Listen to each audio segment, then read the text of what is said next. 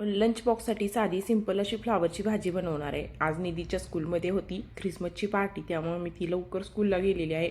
आज ती खूप हॅपी होती कारण तिला नवीन ड्रेस आणला होता मी काल ख्रिसमस पार्टीसाठी रेड कलरचा. कारण रेड कलरचा ड्रेस तिच्याकडे नव्हता आणि त्यामुळे ती एवढी एक्सायटेड होती. पटकन उठवलं की सकाळी उठली, पटपट आंघोळ वगैरे करून मेकअप करायला भेटतो ना, पार्टीज वगैरे असतील नवीन कपडे घातले की, त्यामुळे ती खूप एक्सायटेड होती.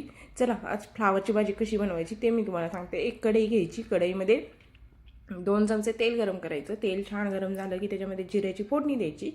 जिरे छान फुलले की त्याच्यामध्ये आपल्याला टाकायचे कांदा छान फ्राय करून घ्यायचा. नंतर त्याच्यामध्ये ॲड करायचा लसूण पण छान फ्राय करून घ्यायचा. नंतर त्याच्यामध्ये ॲड करायचे बटाटे छान मिक्स करून घ्यायचे आणि नंतर त्याच्यामध्ये टाकायचे टोमॅटो टाकल्यानंतर त्याच्यामध्ये चवीपुरतं मीठही टाकायचं आणि ते छान मिक्स करून घ्यायचं. नंतर ते बेसिक मसाले टाकायचे, जसं की हळद पूड, धने पूड आणि थोडासा गरम मसाला टाकायचा आणि ते छान मिक्स करून द्यायचं बटाटा आणि कांदा टोमॅटोसोबत. आणि नंतर त्याच्यामध्ये ना गरम पाण्यामध्ये 15 मिनटं ठेवलेला हा फ्लॉवर घ्यायचा. उकळलेलं पाणी होतं, त्याच्यामध्ये थोडंसं मीठ टाकलं आणि त्याच्यामध्ये मी फ्लॉवर टाकून ठेवला होता. तो फ्लॉवर आहे हा कारण फ्लॉवरमध्ये जम्स वगैरे असतील तर ते निघून जातात, विषाणू कीटाणू वगैरे काय असतील ते.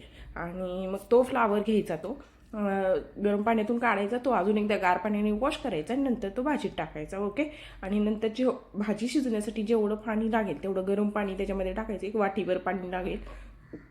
त्या पाण्याला छान उकळी आली, भाजी अर्धी 50% झाली शिजून की त्याच्यामध्ये 2 चमचे शेंगदाण्याचं कूट टाकायचं आणि भाजी छान वाफ येऊ द्यायची 5 मिनिटाची. आणि अशी भाजी तयार होते रबरबीत. आणि त्याच्यामध्ये कोथिंबीर टाकायची आणि ही भाजी खूप छान लागते. गरम गरम भाकरीसोबत तर खूप छान कॉम्बिनेशन आहे. साईड बाय साईड मी सगळे